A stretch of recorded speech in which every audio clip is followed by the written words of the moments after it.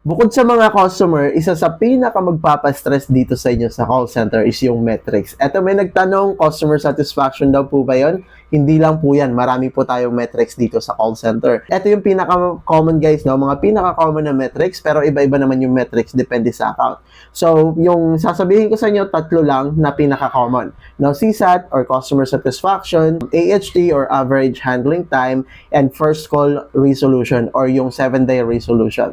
So, yung CSAT, yan po yung rating sa inyo ng customer. If satisfied po sila sa service nyo, bibigyan nila kayo ng score. So, yun, say for example, from 1 to 10, binigyan kayo ng 10, yan po yung promoter. 9 or 10, promoter. So, pag 8 po, passive or 7, then from 6 pababa, yun na po yung detractor. Depende yan sa account.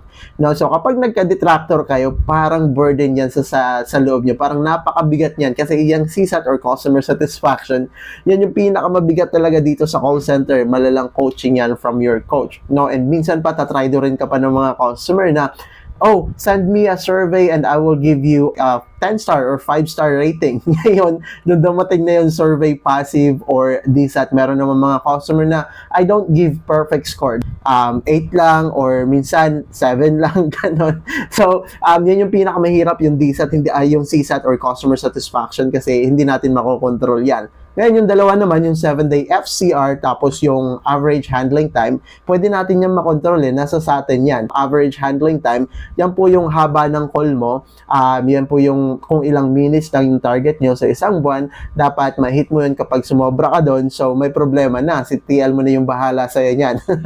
Yung FCR naman, yung 7-day FCR or first call resolution, yan naman yung dapat kapag say for example tumawag si customer ngayon, within 7 days dapat hindi siya tumawag para maging maganda yung FCR mo. Pero pag within 7 days tumawag si customer, mahihit yung FCR mo noon, bababa yun. So yun yung pinaka-common ng mga metrics na dito sa call center. Yung pinakamabigat doon is yung CSAT talaga. No, so yun lang po. Salamat sa pag-comment and salamat sa panonood. Bye-bye.